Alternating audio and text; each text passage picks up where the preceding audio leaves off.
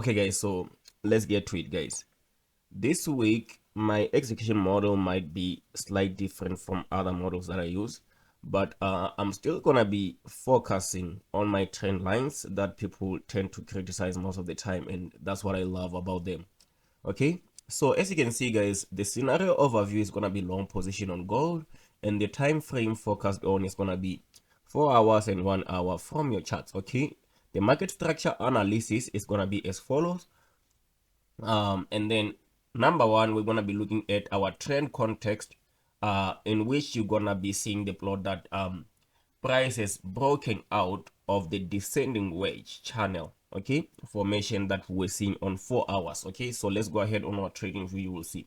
So we are talking about this descending channel here. Okay, you can see we've been trading going down there. Okay, we had the high at the all-time high, and then we came and had this one here, and then we had another one here which we ended up breaking above. Okay, so which means that anything that we're gonna have to be looking out for now is gonna be a retest here, and then a continuous move to the upside during this coming week on gold. Okay, so let's go ahead guys and look at more of the things that we're gonna be working on. Okay, so my support area, if we look at the key level here, okay, it's gonna be my support structure, or the retest structures that I'm gonna be looking for, is gonna be around 3320 to 3330. Okay, that's where I'm gonna be looking for gold to tap before we look for a continuous move to the upside. Okay, and then my resistance are gonna be at this point here. Okay, the moment we break above the closing price, which is gonna be this price here, then I will know that gold is pushing up. Okay, yes, the trade idea that I'm gonna be looking out for. Okay, so now let's go ahead to our chart.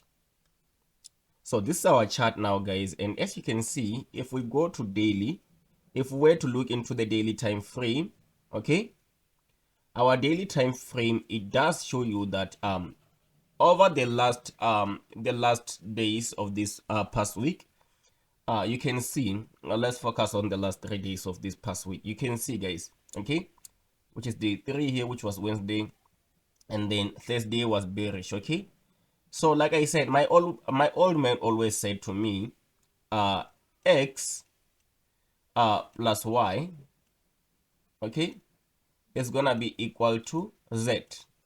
Okay, he said it means that yesterday plus today is gonna be equal to tomorrow. Okay, so what I was looking out for from Wednesday to Thursday to catch the Friday trade was simple guys. Okay, we managed to take out the low of the Wednesday's candle. Okay, that's what we managed to do.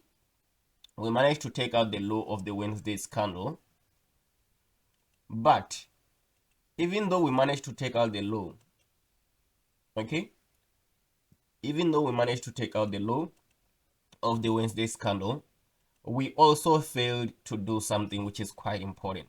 Okay, we couldn't close below it. Okay, we couldn't close below that low there, which means that there's no candlestick displacement there.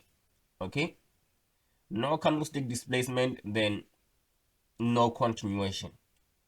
Okay, we don't have any change coming there, no change coming. Okay, so you can see we took out the high of it also. The high was gone, the buy side was gone, the sell side now is gone. So what do we look for? We look for continuation in between there. Okay, so how do you get a confirmation? You dial down, or you go deep down to smaller time frames. So on a smaller time frame, you can see that's where I had my POI there. Okay, which was my point of interest. The price came in, tap inside. After tapping inside, then I knew that that's where gold gonna have to be looking for long positions from. Okay, then I catch long position going up on gold. So you can see guys, the entry models that we're using guys, it's very easy to use guys. Okay, All you have to do is to align yourself with the trend. Okay, is the market uptrending or downtrending? We had this uptrending channel, and then we had the descending downtrending channel, okay, which was the overall channel. But if we go daily, you can see we are uptrending, okay, which means that the price was most likely to continue pushing high than low. So if we go back to the 4 hour time frame, you can see, guys, we traded going down, we broke above this resistance here, we came for a retest of it. So with that retest, we started forming this support going to the upside, okay. So the market was tapping on the support, always approaching the support, and then the reverse goes up. So now it touched the support there, so it was supposed to push up, which means that now we're going to be targeting the resistance, which is going to be up here. We broke this internal resistance here, we're going to be targeting the outside resistance. And then if we manage to break above the outside resistance, what else are we going to be looking out for? The all-time high resistance, okay, which is going to be above 35. So we break above that, then we hold.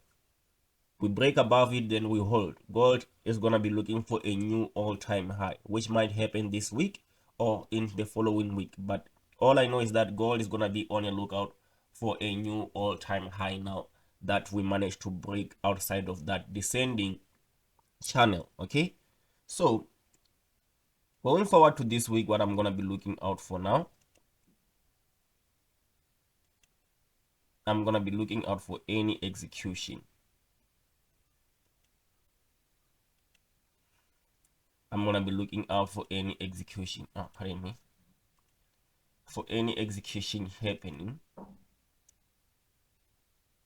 inside this bar, this bearish bar here, okay.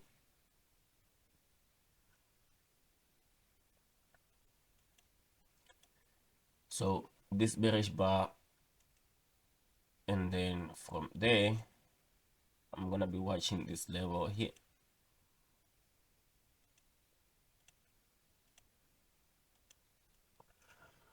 okay.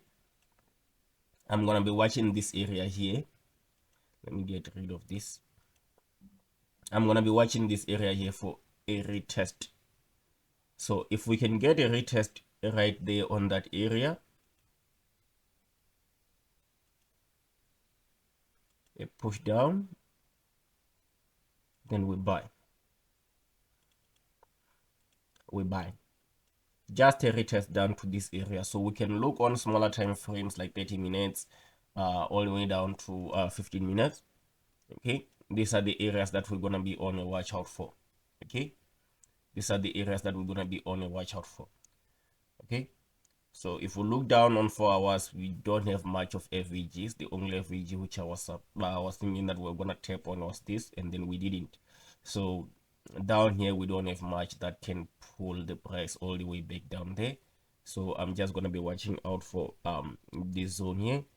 If I'm buying here, I'm gonna have my SL just below here, okay, just below there, and then I'm holding this all the way up. So yeah, that's pretty much what I see on gold, guys.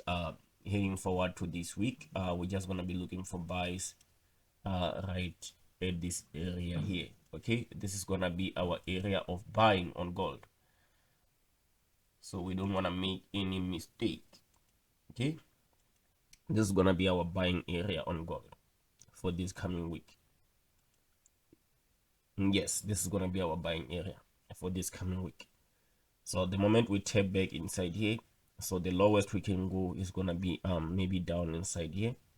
That's the lowest we can go, and then we're gonna be looking for a reversal back up, okay. We're gonna be looking for a reversal back up. There's still a big chance that the market might just open and then gap above or gap below. If it gap below, then yeah, I'm gonna have to wait and reevaluate my plan, but most likely I don't think that's gonna happen. This might be the only week where we don't get to see a gap on the market. So yeah,